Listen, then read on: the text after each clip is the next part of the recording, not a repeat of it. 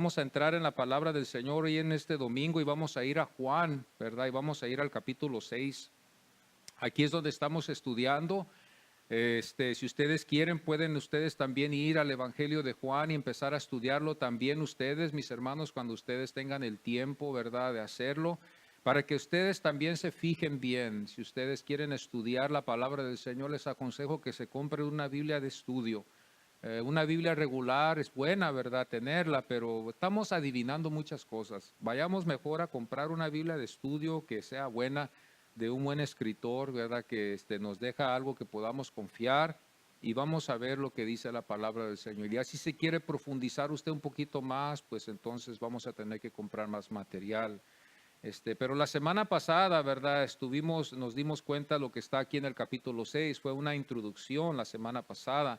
Estuvimos viendo el lugar donde todo esto aconteció en este capítulo 6, que fue Tiberias, ¿verdad? Este lugar que también es el mar de Galilea, que también tuvo varios nombres también que se le dieron a este lugar. Genezaret también es uno de los nombres que también se utilizan también para identificar el mar de Galilea. No quiero que ustedes se vayan a confundir mucho. Está esto llevándose a cabo en el mar de Galilea.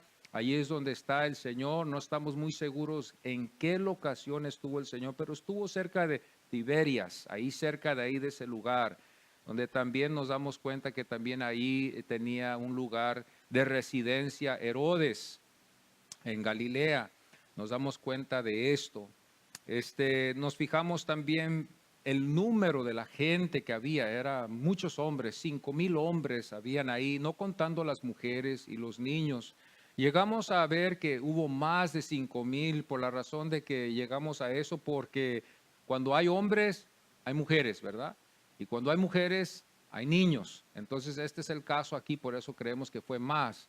Creemos que Juan el apóstol dio el número de solamente los varones. En el griego eso es lo que nos enseña y por eso creemos que fue más. Fue mujeres y también fueron niños, fueron jóvenes que estuvieron ahí en ese tiempo. Se cree en algunos casos también que ya como la fiesta estaba ya para empezar, ellos iban hacia Jerusalén de Galilea, ellos hacían sus viajes entre grandes grupos, iban hacia Jerusalén. Ahora, ellos no iban a llegar ahí, aunque quizás son 7 horas de llegar de Galilea a Jerusalén. Hoy en este tiempo quizás son 6 horas en camino en carro, pero quizás menos en avión. En ese tiempo se tomaba más tiempo, caminaban, tenían que pasar ellos por ciertos caminos donde ellos tenían que caminar, donde estaba más seguro, donde no había peligro. Habían asaltos como hoy en este tiempo, se escondían y asaltaban a la gente, por eso ellos iban en grandes grupos. Se cree esto por la razón de que se habla de la fiesta que se acercaba. Ya vienen días que se está acercando la fiesta, vamos hacia Jerusalén ya para que lleguemos al inicio de la fiesta. Estas fiestas eran grandísimas, ¿verdad? Y se reunían ellos en ese lugar, en Jerusalén, y se llenaba la ciudad, se llenaba todo el lugar. Y aquí es donde vemos nosotros, donde posiblemente este grupo fue así. Ya ellos habían visto, hermanos, los señales y los milagros que el Señor había hecho. Ya el Señor había hecho una impresión en ellos positiva de que había milagros y había sanidades cuando el Señor lo había hecho. Yo quiero que ustedes, hermanos, vean que el apóstol Pablo nos enseña esto por una razón, para que creamos en Él. Creamos en Él. El plan es creer en Él. El plan no es creer en los milagros. El plan no es creer en el milagro que Él hace, porque vamos a ver aquí en este capítulo donde el Señor los corrige a ellos, porque ellos estaban siguiendo al Señor. Y bueno, quizás usted y yo vamos a ver el plan que ellos tenían fue bueno, y quizás podemos decir, bueno, pues fue un buen plan de hacerlo rey, pero veamos bien que el Señor les llama la atención porque ellos estaban por otras razones siguiéndolo. Y el Señor les corrigió a ellos y nos corrige a nosotros también. Aquí es donde tenemos que afinar la fe en el Señor. El Señor es en el Señor, ¿verdad? Y aquí nos damos cuenta de esto.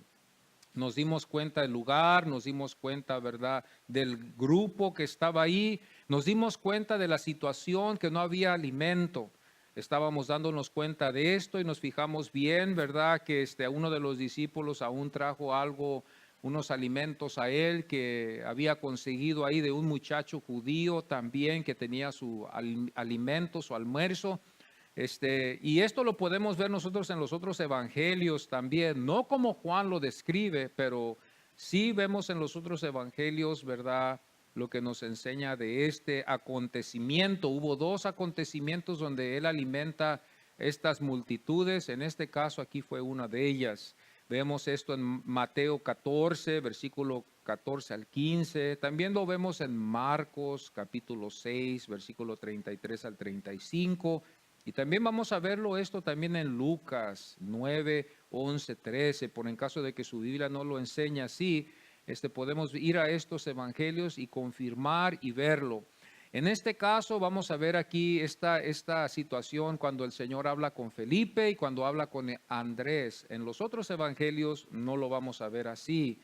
En este evangelio el Señor le hace una pregunta indirecta a Felipe y Felipe contesta, ¿verdad?, conforme su conocimiento. Hoy en esta mañana estaremos analizando el mismo capítulo, más estaremos más en lo que está aconteciendo en esta historia, lo que narra Juan el apóstol aquí. Y vamos a estar viendo 3 puntos muy importantes. Primero vamos a ver la lógica de Felipe. Después vamos a ver los datos de Andrés. Y después vamos a ver la incomprensión de la multitud. Entonces vamos a ver la lógica de Felipe que él tuvo, los datos que llevó Andrés y también la comprensión de la multitud, la incomprensión. Fue una incomprensión, no fue una comprensión. Mal interpretaron, no lo comprendieron como el Señor quiso. ¿Por qué decimos esto? ¿Por qué hablamos así? Porque el Señor después los corrige. Cuando el Señor los corrige es porque ellos estuvieron equivocados en la forma en que ellos actuaron. Ahí es donde vemos nosotros, el Señor los lleva y los corrige. Pues vamos a ir aquí, vamos a ponernos en pie y leer el capítulo 6 en el versículo 7 para empezar a darnos una idea de lo que vamos a ver. Y también vamos a leerlo hasta el 15 y después vamos a ir al versículo 26, vamos a saltar al 26 y luego vamos a ir al 67. Estamos en el capítulo 6 de Juan. Y así lee la palabra del Señor en el versículo 7 al 15 y después vamos a saltar al 26 y después al 67 del mismo capítulo. Felipe le respondió: 200 denarios de pan no bastarían para que cada uno de ellos tomase un poco. Uno de sus discípulos, Andrés, hermano de Simón Pedro, le dijo: aquí está un muchacho que tiene 5 panes de cebada y 2 pececillos, mas ¿qué es esto para tantos? Entonces Jesús dijo: hacer recostar la gente, y había mucha hierba en aquel lugar, y se recostaron como en número de 5,000 varones. Y tomó Jesús aquellos panes y habiendo dado gracias los repartió entre los discípulos y los discípulos entre los que estaban recostados. Asimismo de los peces cuantos querían. Y cuando subieron saciados, dijo a sus discípulos: recoged los pedazos que sobraron para que no se pierda nada. Recogieron pues y llenaron 12 cestas de pedazos que de los 5 panes de cebada sobraron a los que habían comido. Y aquellos hombres entonces, viendo la señal que Jesús había hecho, dijeron: este verdaderamente es el profeta que había de venir al mundo. Pero entendiendo Jesús que iban a venir para apoderarse de él y hacerle rey, volvió a retirarse al monte él solo. El versículo 26 dice: respondiendo Jesús les dijo: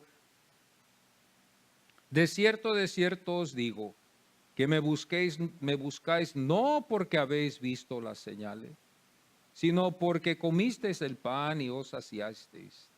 Vamos al versículo 67. Y dijo entonces a los 12: ¿queréis acaso iros también vosotros? Podemos tomar nuestros asientos, amados hermanos. La lógica de Felipe. Esta es la lógica de Felipe. Esto lo hallamos aquí nosotros. Cuando hablamos de lógica, estamos hablando nosotros, hermanos, de un conocimiento. de un razonamiento del hombre, el conocimiento de lo que él sabe, ¿verdad? El conocimiento que él sabe y el razonamiento y de llegar a las conclusiones a las que él llega. Esto todo lo tenemos en diferentes niveles, como así lo tuvo también Felipe. Esto no fue una obra del Espíritu Santo que aquí Felipe lo pudo saber, sino que esto fue la lógica con la que Felipe había nacido. Y Felipe, hermanos, antes de seguir más adelante, fue él, ¿verdad?, criado en este lugar de Betsaida de Galilea.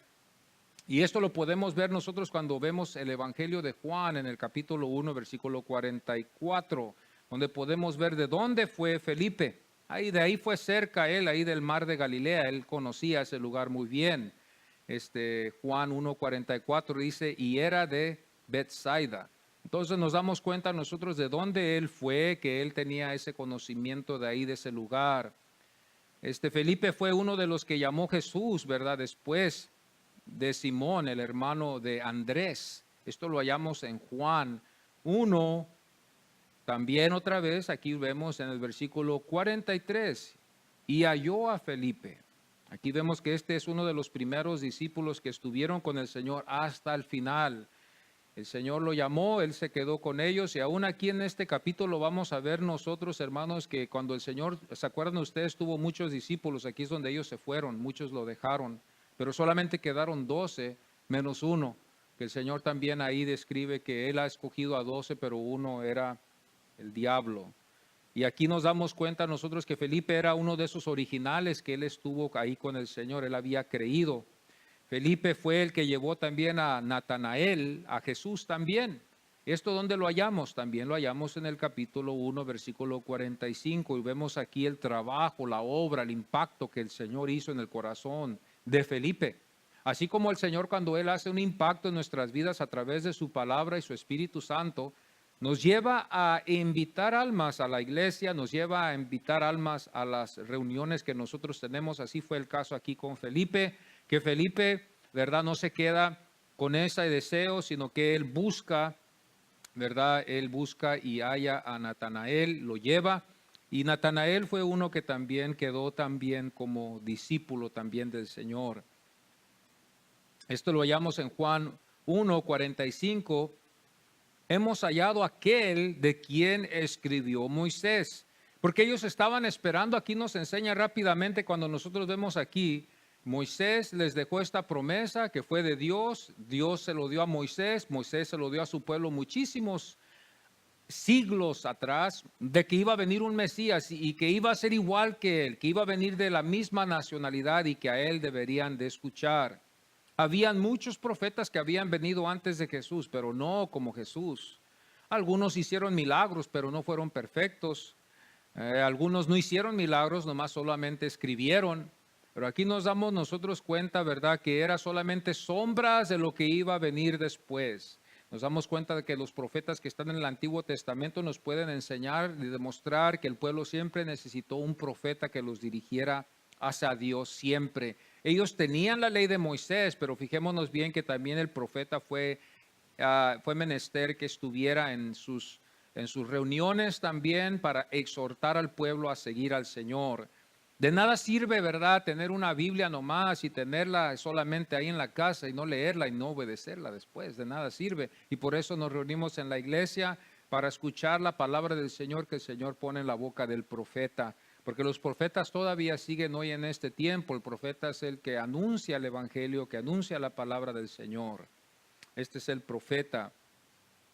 Felipe, ¿verdad?, nos demuestra que fue un obrero también que sirvió al Señor. Esto lo vemos nosotros en el capítulo 12 de Juan, versículo 21-22, que todavía ya estamos a finalizar aquí en este capítulo 12, pero nos damos cuenta que él fue también un obrero que estuvo ahí también con el Señor, así como ustedes que están aquí en la iglesia y que me han apoyado y que están a mi lado, algunos cuando los veo a ustedes tienen a veces estas características, algunos de ustedes, y me quedo admirado porque así puedo yo familiarizarme con lo que el Señor pasó.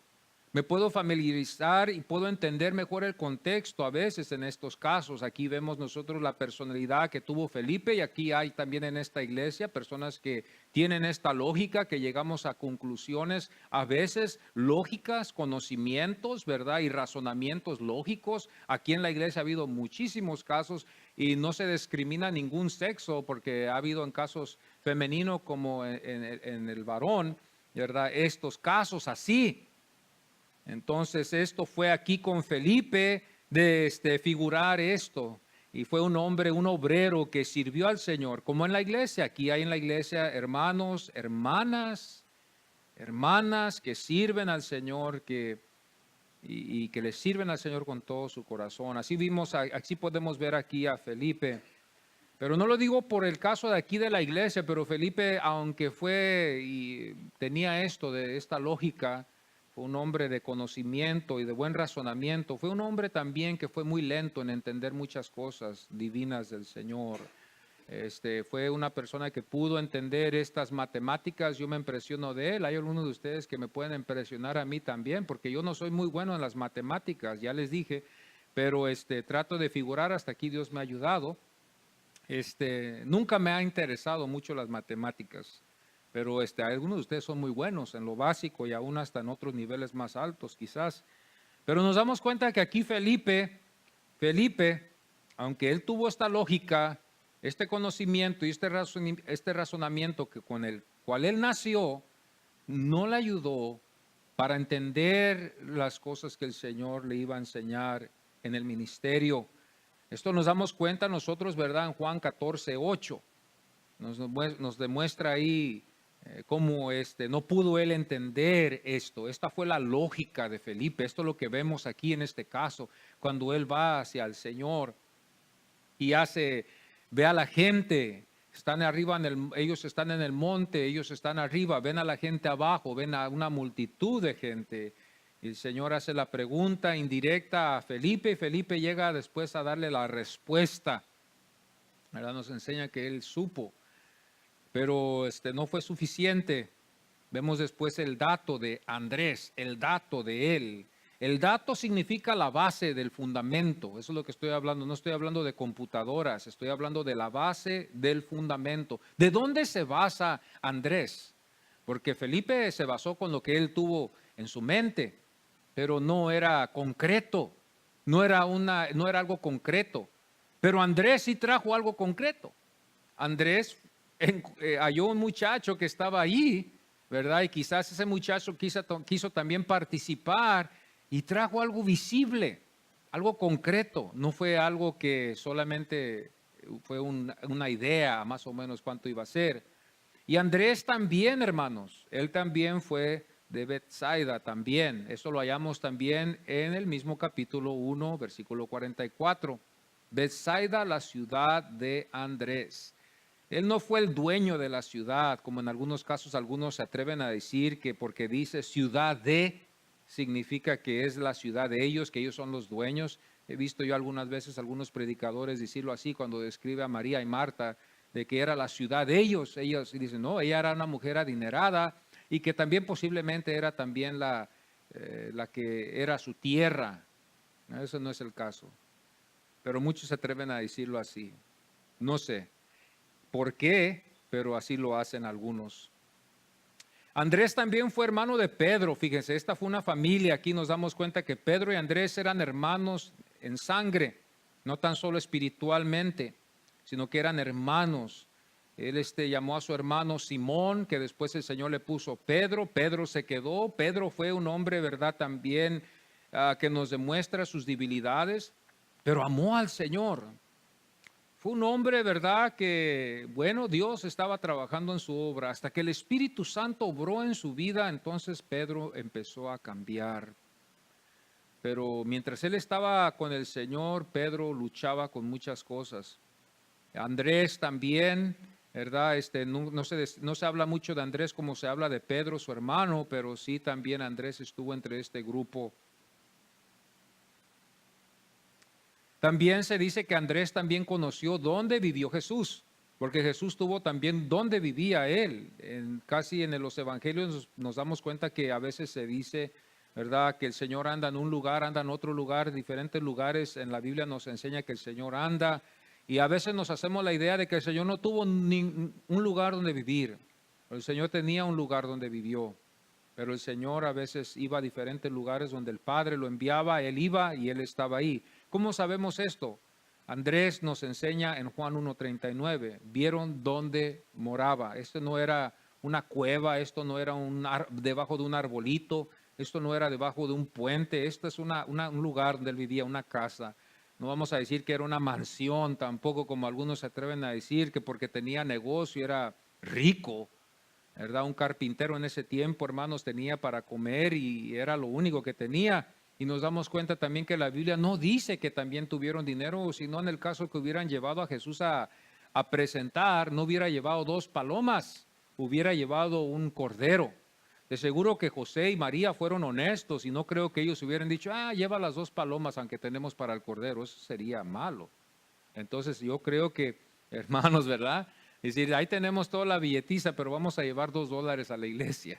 Y seguir con eso, sería eso malo, ¿verdad? Entonces, por eso creemos, ¿verdad? Que José y María estaban luchando, ellos, ¿verdad? Y tenían su negocio, pero estaban luchando, ¿verdad? Estaban luchando, tenían para comer, ¿verdad? Pero algunos se atreven a decir, no, mira, el Señor tuvo dinero y fue de rico, y bueno, fue rico en el sentido de que fue el creador, y él es el dueño de todo, ¿verdad? Bendito sea el Señor, alabado sea su nombre. Pero aquí Juan 1:39, como humano, como ser humano, como usted y yo, él tenía un lugar, ¿verdad?, donde él vivía. Y aquí lo vemos Juan 1:39, esto es lo que la Biblia nos enseña. Andrés respondió inmediatamente, nos damos cuenta que no titubeó, no lo pensó, sino que rápidamente estos hombres, amados hermanos, ellos cuando oían el mensaje del Señor, creían y lo seguían al Señor. Inmediatamente lo vemos esto en Mateo 4:19 al 20. El llamado fue rápido. Y el llamado al mismo tiempo que fue rápido, también ellos también rápidamente respondieron al llamado y siguieron al Señor.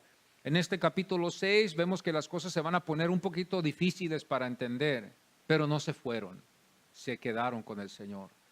Estos casos pasan, pero se quedaron con el Señor. Tenía él más discípulos. La Biblia nos enseña en los otros evangelios que Juan no nos enseña, pero sí Juan nos enseña que muchos de los que creían se fueron.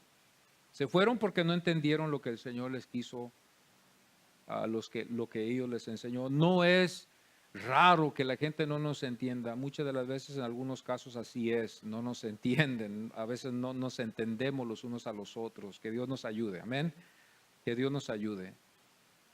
Entonces Andrés respondió rápidamente, Mateo 4:19 al 20, esto nos enseña, el llamado cuando el Señor nos llama es de actuar rápidamente, no es de pensarlo, no es decir, hermano, yo voy a ir a pensarlo, voy a ir a la casa a ver si mañana lo hago. Cuando el Señor nos llama a hacer algo, debemos actuar a ello rápido. Los ejemplos nos enseña la Biblia aquí con estos discípulos, Andrés, Pedro, Felipe, Juan, todos ellos cuando oyeron el mensaje del Señor y creyeron que Él fue el Hijo de Dios, rápidamente fueron a seguir al Señor. Es de verdad, ya después al tiempo se dan ellos cuenta quién es el Señor. El Señor se revela a ellos como el Hijo de Dios. Andrés también, igual como Felipe, también llevó a su hermano Pedro, ¿verdad? Dice Juan 1:42, y le trajo a Jesús. Y le trajo a Jesús, y cuando Jesús vio a Simón, le puso Pedro. Aquí es donde vemos el dato de Andrés. Andrés lleva este material, lleva estos alimentos a él, lleva estos alimentos al Señor, para enseñarle al Señor las imposibilidades, yo creo que es, que no se iba a poder alimentar esta gente que el Señor deseaba alimentar. Vieron al Señor, Señor, tu deseo es bueno. Tienes compasión, quizás ellos pensaron. Es bueno tener compasión, Señor. Pero no tenemos lo suficiente y quizás no va a haber suficiente para toda esta gente que tú deseas alimentar. El Señor los prueba, el Señor nos prueba a nosotros también hoy en estos días también. Todos los días el Señor nos está probando, amados hermanos. Si somos sinceros y nos damos cuenta, en este mundo en el que vivimos hoy, la gente muchas de las veces no piensa. La gente nomás está, hermano, en lo que es la rutina, lo que es del día y hasta ahí, pero a pensar, a meditar en lo que está pasando, hay mucha gente hoy en estos tiempos que no hace una pausa a pensar, está en una prisa tremenda. Yo veo esto en algunos casos, hay muchos que piensan mucho y hay muchos que no piensan nada.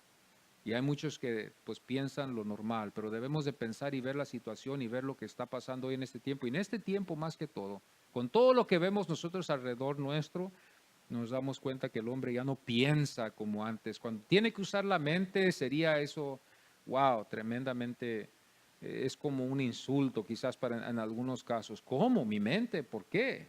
Tenemos que usar la mente. Vemos aquí en el caso con esta gente que no fue extraño también con ellos, aunque no estaban viviendo en tiempos modernos, pero vemos que ellos también no comprendieron, vemos la incomprensión. No comprendieron ellos lo que el Señor les quiso dar a entender al inicio de este ministerio, cuando el Señor les alimenta a esta gente. ¿Por qué yo me atrevo a decir esto? Es que el texto nos enseña que el Señor los corrige la manera en que ellos están pensando. El Señor nos corrige y qué bueno cuando el Señor nos corrige. Qué lindo es cuando nos corrige en su palabra.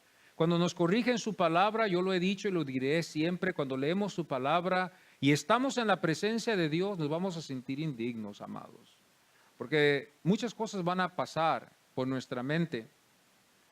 Estamos desnudos en su presencia. Si usted está en la presencia de Dios, no le va a gustar, porque usted se va a sentir como un pecador. Y no trate de usted sentirse como pecador, sino cuando usted lea la palabra del Señor, la palabra de Dios, cuando usted está en la presencia de Dios, la palabra de Dios lo va a hacer sentirse usted indigno. Esa es la presencia de Dios. Yo creo que esa es la santidad de Dios en su santa palabra que nos demuestra a nosotros quiénes somos nosotros y quién Él es. Nunca llegaremos a ser como el Señor en su santidad, al menos nunca. Aún teniendo el Espíritu Santo, no llegaremos a ser como Él hasta que estemos con Él, entonces llegaremos a estar como Él. Pero aquí en esta vida vamos a luchar. Tenemos la carne, luchamos contra el pecado, somos pecadores del origen del pecado, somos hijos de Adán. Así como Adán desobedeció al Señor, estando él en un tiempo que no fue de la gracia ni de la misericordia, Adán estuvo en otro tiempo donde no hubo pecado, pecó. ¿Cuánto más nosotros que no estamos en ese tiempo y estamos ahora en la misericordia y la gracia del Señor? La multitud, hermanos, nos damos cuenta aquí, ¿verdad? Halló al Señor en Capernaum. En Capernaum, porque de Tiberias ellos fueron, cuando vieron que el Señor no estaba ahí, fueron a Capernaum. ¿Dónde nos enseña esto? Esto nos enseña en el mismo capítulo, versículo 25. Cuando llegaste acá, dice el versículo 25, fue la pregunta, y el versículo 59 dice, estas cosas dijo en la sinagoga, enseñando en Capernaum. So, de Tiberias a Capernaum, este pueblo cruzaron de un lado al otro lado, no porque creyeron en el Señor, sino porque querían ellos estar con el Señor por otras razones. La multitud, si se puede decir, y su fanateísmo que ellos tenían, este era un fanateísmo, hablamos que eran fanáticos, eran llevados por sus pasiones, la pasión sobre no Jesús, porque Jesús los corrige, acuérdense bien, no los seguían porque era Jesús. Ellos estaban más apasionados con lo que Jesús les daba, no con Jesús. Una vez yo oí esa pregunta de un pastor, si de verdad amamos a Jesús, y yo pensé y dije yo dentro de mí, claro que sí, pero si no nos diera nada, amaríamos al Señor, íbamos a amarlo igual al Señor, si no nos diera nada. ¿Amaríamos al Señor igual si no nos diera nada? Quitando todas las extras, quitando todo lo que el Señor nos ha prometido. ¿Amaríamos al Señor? Yo a veces me quedo, si vamos a dar una sincera respuesta, ahí está una sincera relación. Si vas a ser mi amigo, tengas o no tengas, eres mi amigo. Si tienes trabajo o no tienes trabajo, si me invitas a las hamburguesas, si no me invitas a las hamburguesas, no importa, tú eres mi amigo, me gusta tu amistad, me gusta cómo me platicas, me gusta pasar el tiempo contigo. Quiero tener una amistad con mi amigo porque es mi amigo, por lo que él es, no por las hamburguesas, ni tampoco por el dinero, ni tampoco porque siempre los viernes me saca a comer. Esas son malas intenciones, que Dios nos libre de eso. Pero tener un amigo así, ese entonces no es tu amigo. Y si él supiera que tu amistad para él es así, él va a decir, ¿sabes qué? Pues yo no soy esa clase de gente. Ve, búscate a un tonto allá, porque yo no soy de esos tontos. Y quizás en este caso aquí podemos ver que Jesús en este caso no les dijo que eran tontos, pero digo, como ustedes me están buscando nomás por lo que yo les di, no están buscándome por quien yo soy, por el que me ha enviado. Hermanos, esto lo estamos viendo aquí. Ellos estaban, hermanos, llevados por otras cosas. Entonces, esto es donde nosotros a veces, aquí es donde yo a veces tengo que ver, aquí en este texto, en este momento, ¿verdad? En estos tiempos en que estamos aquí estudiando esto, aquí es donde yo empiezo a separar los chivitos y los corderos en mi vida. En mi vida, no estoy hablando de acá, estoy hablando de mi vida, estoy separando los chivitos y los corderos y viendo qué es chivito y qué es cordero, y llegamos a la conclusión a cuánto tengo de corderos y cuánto tengo de chivitos en mí. Y aquí es donde yo llego a las conclusiones de decir, Señor, si tú no me dieras nada, ¿te iba a seguir todavía? Señor, si tú no me prosperas, ¿te voy a seguir todavía? Señor, si mañana Dios no lo diga, me enfermo y no me contestas mi oración, ¿te seguiré yo todavía? ¿Te seguiré yo creyendo que tú eres el Hijo de Dios? ¿Seguiré bendiciendo tu nombre? Señor, si yo doy mis diezmos y no tengo y estoy con la impresión de que tú me vas a dar y no me das, ¿te seguiré dando los diezmos?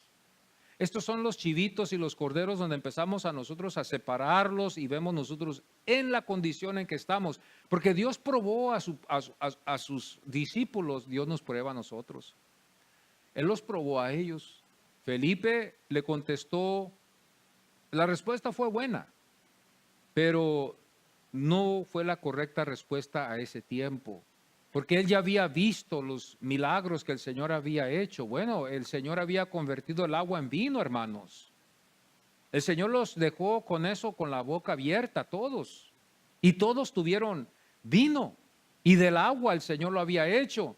Y no fue tanto la conversión, fue la calidad del vino.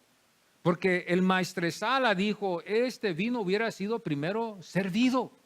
Fue la calidad del vino, hermanos. Veamos la calidad del vino, no tanto la conversión del vino, del agua en vino. Entonces nos damos nosotros cuenta de, en este caso aquí, hermanos, lo que el Señor había hecho. Y después nos damos cuenta nosotros en la sanidad que el Señor hizo con el paralítico, que cuando estábamos ahí hablando que estuvo esperando él este milagro, estamos viendo que estuvo, hermano, incapacitado por 38 años, y no vamos a ver la enfermedad, vamos a ver el tiempo de su cuerpo que estuvo incapaz de caminar, incapaz aún hasta de gatear. Ese hombre, ¿verdad?, estaba ahí esperando ser sanado y el Señor le tuvo misericordia. El Señor pudiera haber sanado a todos, pero el Señor nomás vio a este hombre y lo sanó a él. Eso, cuando el Señor nos sana, aunque sea como sea, de una pequeña enfermedad, aún la que no es de tanta importancia, pero nos sana el Señor, deberíamos de estar agradecidos, yo creo. Deberíamos de estar agradecidos con el Señor. Esto fue lo que el Señor nos enseña aquí en su palabra. Dice el versículo 14, aquellos hombres entonces, viendo la señal que Jesús había hecho, dijeron, porque ellos cuando vieron el pan, ellos llegaron a pensar y dijeron, este va a ser el que nos va a sacar de la esclavitud. Tiene poder. Multiplica, multiplica el pan, multiplica los alimentos. Este es el hombre que nos va a sacar de la opresión de Roma. Este es Jesús, el Mesías que se había escrito de él. Ya llegó, aquí está, vamos a hacerlo rey. Fijémonos bien aquí que el Señor no quiso. Hubiera sido una buena oportunidad de que el Señor hubiera dicho, hágame rey, enséñeme el lugar donde voy a vivir. Y empezar a organizar él su ejército. Pero nos damos cuenta aquí que el Señor no lo hizo así. El versículo 15 dice, pero entendiendo Jesús que iban a venir para apoderarse de él y hacerle rey, El Señor, en vez de quedarse, no se quedó, se fue. No era el tiempo todavía. Nos demuestra aquí el Señor su sinceridad, nos demuestra el Señor aquí que no era el tiempo todavía. Quizás si hubiera sido yo, quizás si hubiera sido otro predicador hoy de estos tiempos, de los que tienen mansiones, tienen helicópteros, tienen aviones, tienen tierras, tienen ganados, y que ellos tienen su doctrina que dicen, soy hijo de Dios y así Dios me ha prosperado. Y muchos de ellos que aún hasta se atreven hasta a engañar a la gente, que también los engañan y los engañan, ¿verdad? En formas feas que ha pasado en la historia. Por eso nosotros tenemos que tener mucho cuidado hoy en estos tiempos, porque no se ha acabado, el engaño no se ha acabado, amados. Todavía hay muchos que andan engañando a la gente. Hay muchos que andan engañando a la gente solamente por beneficio de ellos. Están ellos siguiendo, como estos hombres, lo que el estómago les dicta. Se dejan llevar por el estómago. Estos hombres se dejaron llevar por el estómago.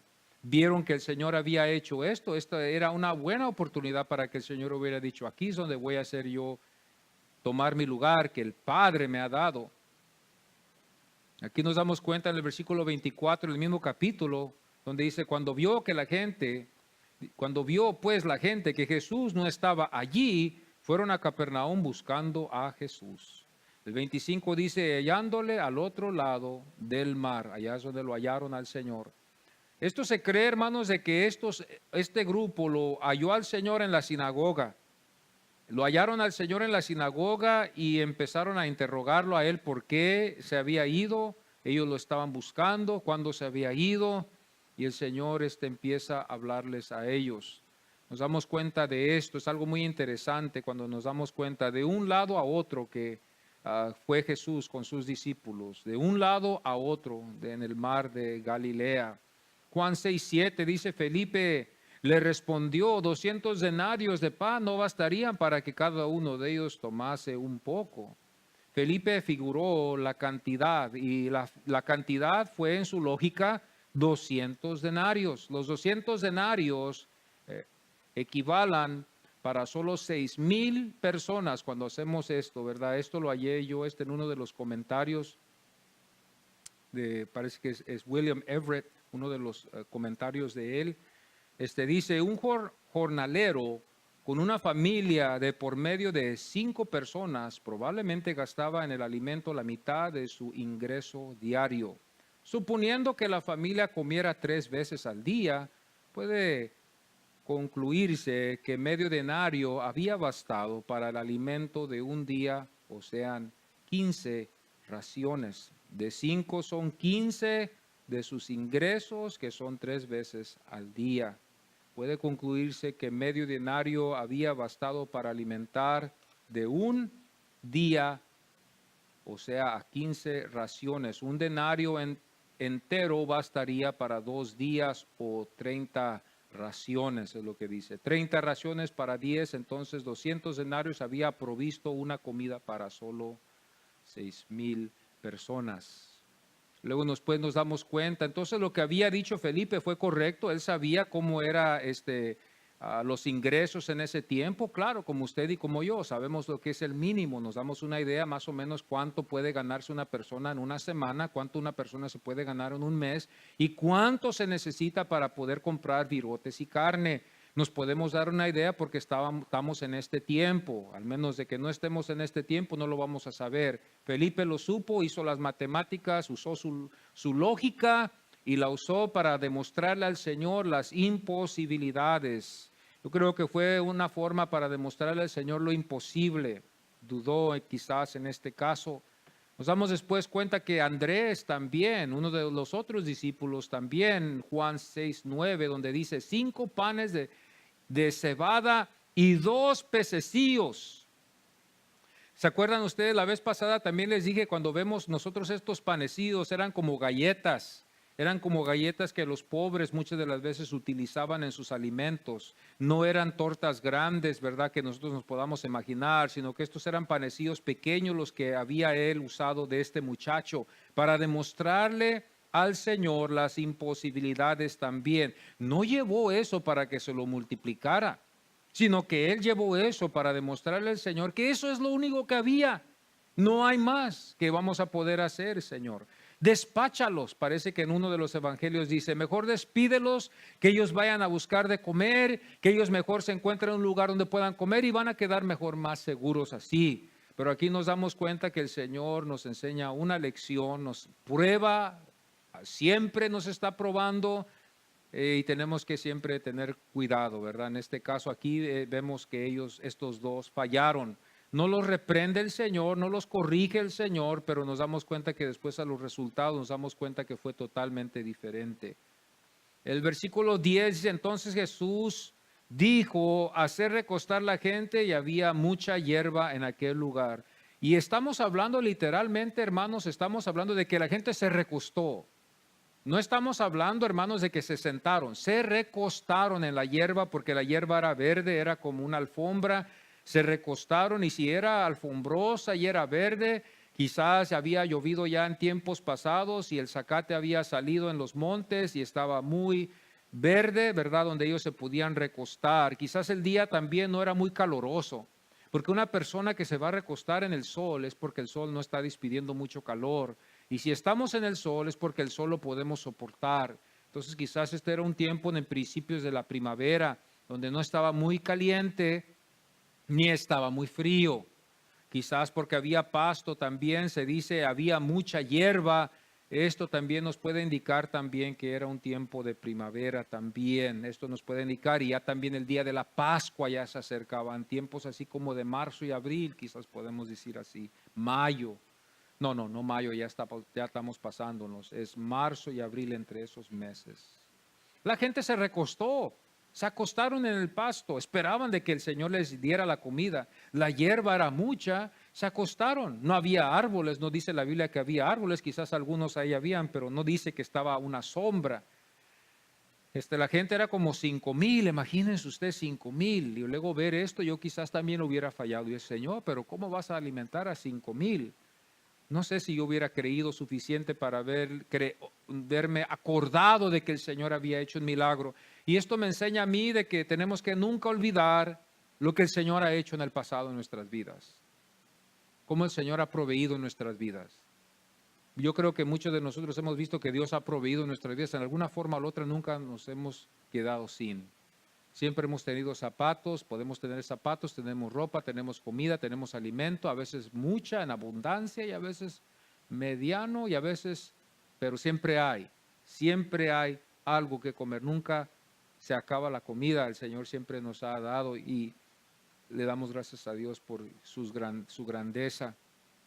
La costumbre que ellos tenían es de siempre dar gracias antes de comer. Esta era en la ley de que ellos tenían que siempre dar gracias a Dios por los alimentos, y al mismo tiempo consagraban el pan, consagraban la carne cuando iba a entrar a su cuerpo de ellos, ya que el cuerpo nuestro que es el templo del Espíritu Santo. Cuando oramos por los alimentos le damos gracias a Dios y también al mismo tiempo le pedimos a Dios que los santifique y los comemos los panes, pero siempre le damos gracias a Dios. Esto es algo que no nos olvidamos, amados. No les enseñamos a nuestros hijos no lo van a saber. No nacemos sabiendo estas cosas, tenemos que enseñarle a nuestros hijos, hijo, hay que darle gracias. Y esto cuando se empieza desde niño, para que así cuando esté grande no se olvide. Ya después de muy grandes ya dicen, ok, está bien, pero ya no lo van a hacer. Esto es algo de lo que hemos olvidado hoy en este tiempo, de dar gracias a Dios. Ahí es donde Dios siempre me prueba, y ahí es donde Dios siempre lo va a probar a usted. Cuando estamos en un lugar comiendo hamburguesas, cuando vamos a un lugar a comer una pizza, cuando vamos a un lugar a comer unos tacos, siempre nos va a demostrar el Señor que debemos de dar gracias, aunque sea ver hacia el cielo y decir, gracias Señor te doy por lo que tú nos has dado. Pero eso lo vemos a veces en algunas reuniones, en algunos lugares como que no es importante. Le quitamos el lugar, hermanos, porque tiene efecto esto por la razón de que cuando damos gracias a Dios, reconocemos de que es Dios el que nos dio este alimento por la tierra. A Dios le damos la gloria, ¿verdad? Romanos 14:6 dice, el que come para el Señor come porque da gracias a Dios. El que come para el Señor come porque da gracias a Dios. Comemos para el Señor, damos gracias al Señor. Romanos 14:6. Esto también la iglesia lo siguió porque Pablo nos enseña en Romanos 14:6 y Hechos 27:35. Dice, tomó el pan y dio gracias a Dios en presencia de todos, demostrándoles algo allí. Entonces vamos otra vez a Juan 6:12, donde dice, y cuando se hubieron saciado, dijo a sus discípulos, recoged, recoged. También había suficiente también para ellos que se llevaran a sus casas. Los discípulos no se quedaron con las manos vacías, sino que ellos también llevaron para sus hogares, también para sus familias o para sus parientes. El Señor dijo, levanten lo que sobre, que no se quede ahí que los pájaros se lo coman. No, levántenlo y tráiganlo para atrás. Y dice la Biblia, nos cuenta que fueron 12 canastas que ellos se llevaron. Quedó suficiente para también sus familias. Como obreros, ellos también nos demuestran que eran dignos de esa bendición también. Bendito sea el Señor. Comieron con ellos y también se llevaron una canasta cada uno de ellos. ¡Qué bendición! ¡Qué bendición! Bendito sea el Señor.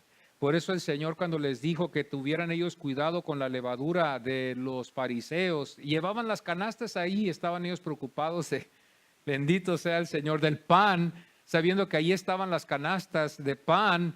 Y ellos estaban, ¿qué? ¿El Señor quiere más pan o vamos a comprar más pan? ¿Cómo? Si ya llevaban canastas de pan ahí. El Señor les estaba hablando concerniendo las enseñanzas en uno de los evangelios.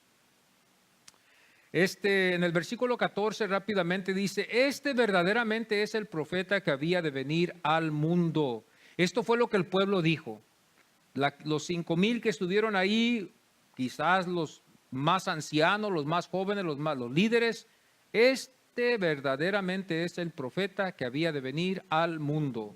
La gente cree que Jesús es el Mesías, pero el Mesías político de la esperanza de los fariseos. Este era uno de los Mesías que ellos creían, por eso ellos no creían que Jesucristo es el Mesías, porque ellos creen en el Mesías político, el que los va a sacar de donde están, aún hoy. Esta nación está esperando un Mesías que los saque del estado donde ellos están, porque ellos son el pueblo de Dios. Ellos deben de ser como el pueblo de Dios, el más poderoso de todo el mundo. Nosotros debemos de estar, hermanos, bajo el poder de ellos, porque ellos son el pueblo de Dios. Pero en este caso aquí nos damos cuenta que esto era lo que ellos creían. Por eso cuando vieron a Jesús, lo vieron como un Mesías de la política. No que iba a sacarlos de esa servidumbre de Roma y que los iba a llevar a los tiempos de David. Pero no fue así el caso. Esto fue algo que ellos creían porque esto fue escrito. Esta era la esperanza mesiánica. Esta era la esperanza mesiánica de este pueblo hebreo, porque todo inició con el hebreísmo, el hebreo, después el judío. Todos los judíos quedaron solamente porque el norte había sido aplastado, ¿verdad?, por los asirios, y los asirios cuando los aplastó ya no quedó rastros de el norte y solamente quedaron los de Judá, y por eso ellos son llamados los judíos. Esa tribu quedó solamente, y de la tribu de Judá, dijo el Señor, iba a salir.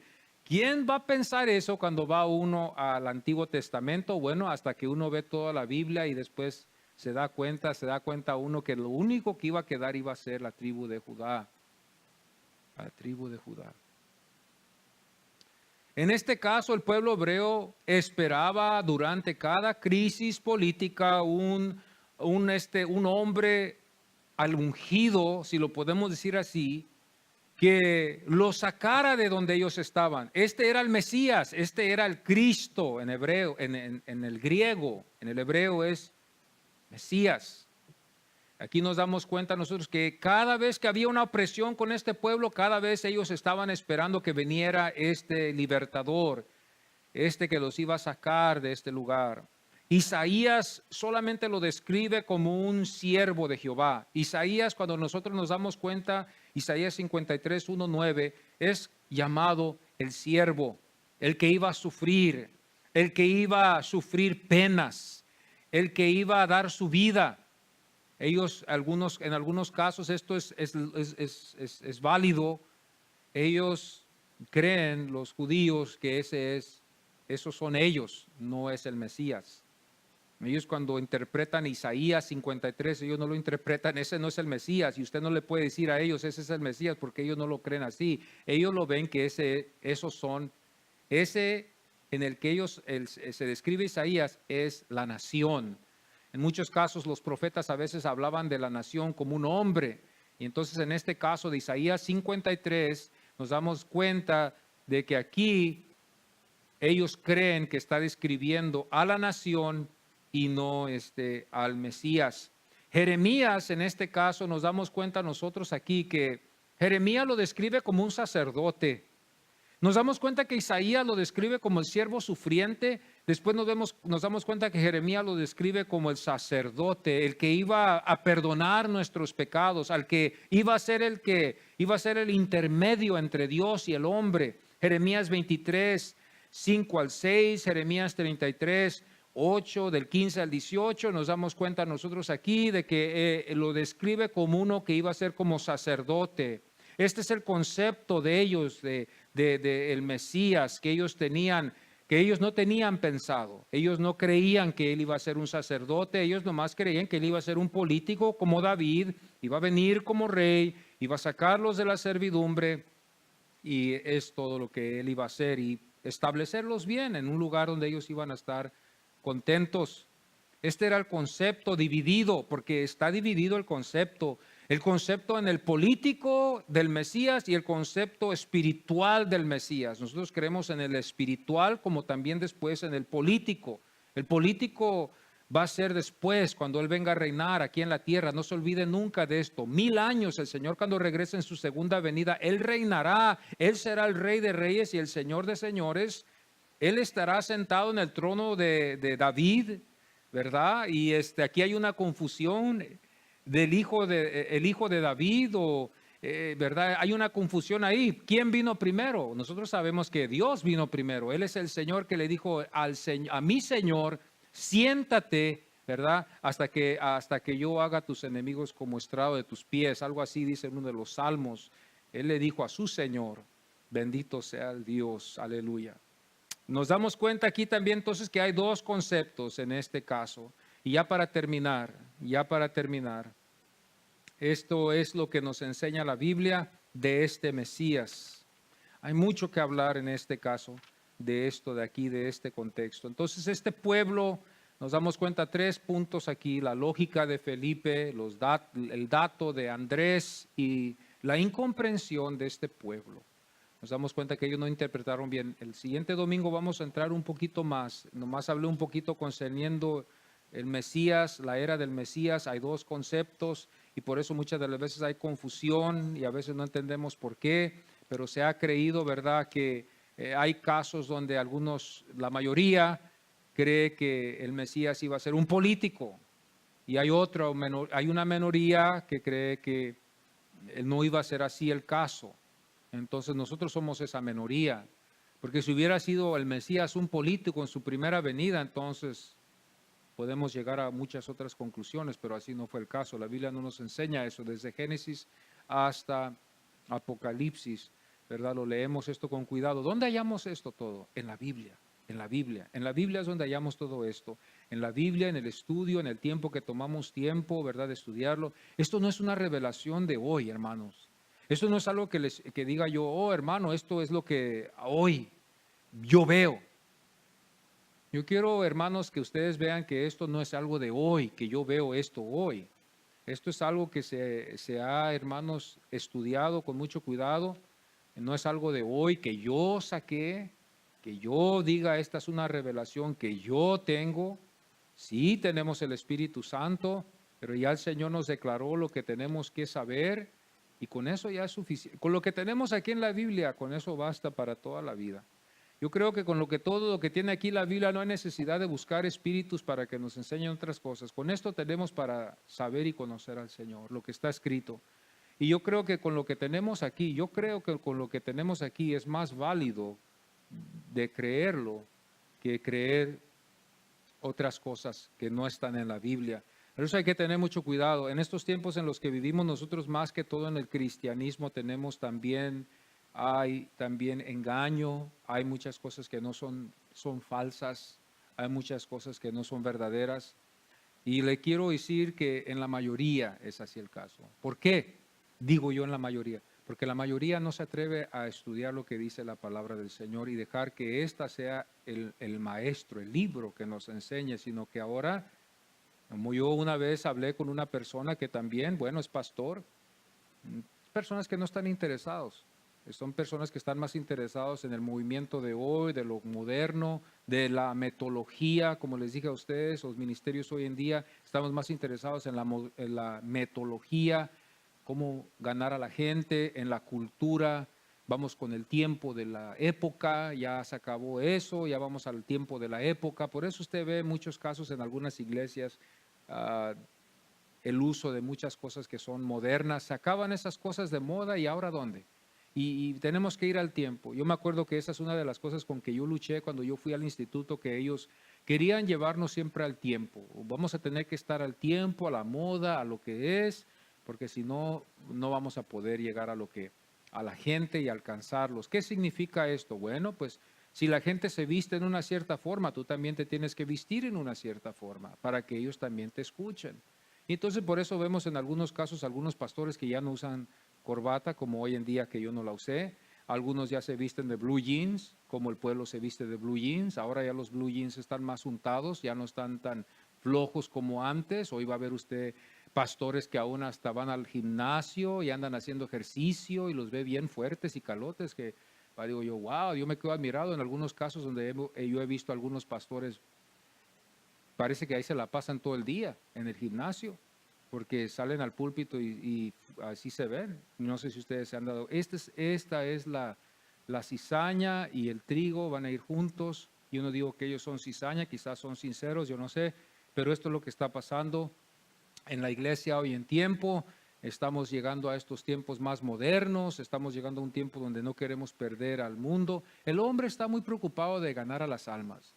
Cuando vamos a ir a este capítulo, hermanos, vamos a tocar una área, vamos a ver un versículo donde el Señor les va a enseñar a ellos que no son ellos, sino es Dios a los que lleva Jesús. En todo el tiempo ha sido Dios el que lleva a la gente al Hijo. Si Dios no lleva a la gente al Hijo porque nosotros estamos muertos en pecados, no hay razonamiento, no hay libre albedrío en algo que está muerto, y si no, Dios no le da vida, se queda muerto y así queda. Por eso Dios, cuando tiene un plan para ti, aunque no conozcas el Evangelio bien, te da el deseo de buscarlo. Es Dios, no eres tú, no es Dios. Y esa obra puede tardar años, que está en ti, pero tiene que ser Dios en ti. Tú no puedes hacerlo tú solo. Tú y yo no tenemos ningún deseo de conocer a Dios en nuestro nacimiento primero. Ese nacimiento natural de la carne, nadie busca a Dios. En ese caso, todos somos enemigos de Dios. En ese caso, estamos todos destituidos en el primer nacimiento. En el segundo nacimiento de la salvación, cuando aceptamos a Jesucristo con un corazón sincero, ahí es donde nacemos de nuevo, reconocemos a Dios, vemos su gloria, vemos su reino y empezamos a entender al Señor con un concepto ya no naturaleza humana, sino ya espiritual. Y el Espíritu Santo es el que nos conduce, no a sentimientos. El Espíritu Santo no es un sentimiento, es algo que trabaja en los sentimientos, pero para llevarnos a la santidad, a vivir una vida santa, ¿sí? Donde nos dicen a veces es un religioso, es un cristianito, es una persona que está muy dado a la religión. Es a la santidad, amados. Eso es donde nosotros vemos que hay estos cantos donde dicen que ya nos dejaron, la familia ya no nos habla, los amigos ya no nos quieren visitar, el compadre, la comadre ya no va a la casa. ¿Por qué? Porque vivimos en una santidad. El hombre no quiere eso, el hombre no quiere esas cosas. Entonces, esto es lo que estamos hoy en estos tiempos luchando, que siempre la iglesia ha luchado. Vamos a ponernos en pie, amados, y darle gracias a Dios porque podemos conocerlo como el Cristo de la gloria. No lo seguimos por lo que nos da, hermanos. No lo sigamos por lo que nos da. Yo les digo en el amor del Señor, sigámoslo por lo que Él es. Si no lo conocemos todavía, no se sienta mal. Lo puede conocer en la Biblia, lo puede conocer estudiando la Biblia. No es un sentimiento, no es una idea, no es algo que yo pienso, que yo creo que va y viene. Los sentimientos van y vienen, es más. Las posesiones se acaban. Pero Cristo nunca se acaba. Él es para siempre. Vamos a orar y darle gracias porque el Señor ha abierto nuestros ojos. Empezando conmigo, Dios ha abierto mis ojos y yo puedo ver que Él es el Cristo. Vamos a darle gracias al Señor. Vamos a adorarlo. Si usted quiere, adore al Señor. También lo puede adorar. Podemos adorar al Señor. Vamos a orar juntos. Padre, en este momento te damos muchas gracias, Señor. Muchas gracias te damos porque tú has abierto nuestros ojos. ¿Por qué, Señor, yo digo esto? Porque en mi naturaleza yo no quise nada contigo, Señor.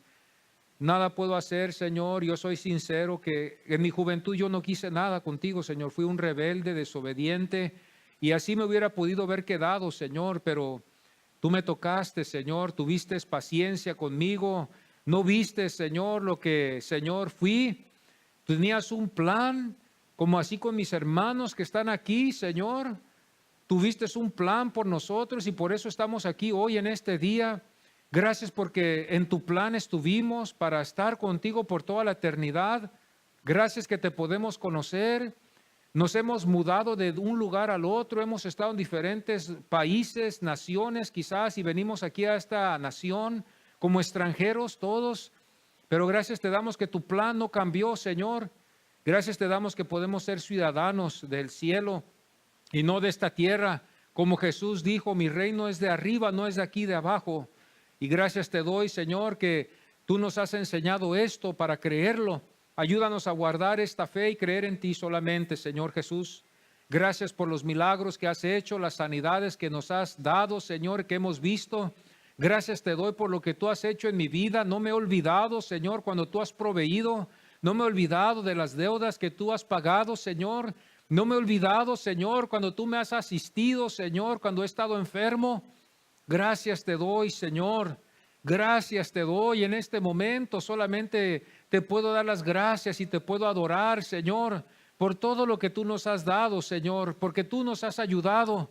Y no ha sido por mi fe, Señor, si ha sido porque ha sido tu voluntad.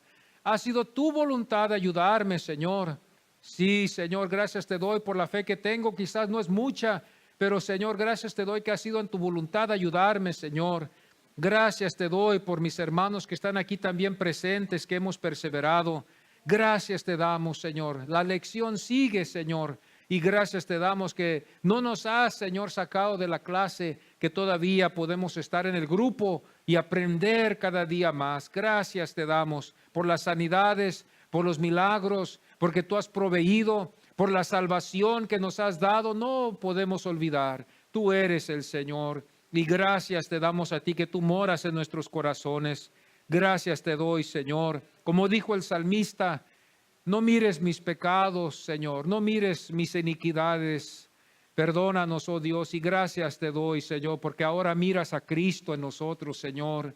Gracias, Cristo, que tú eres el que nos cubres, tú eres el intermedio. Gracias, Cristo, que tú eres el que estás entre Dios y el hombre.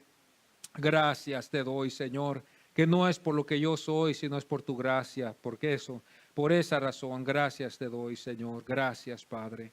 En el nombre del Señor Jesucristo, gracias, Señor.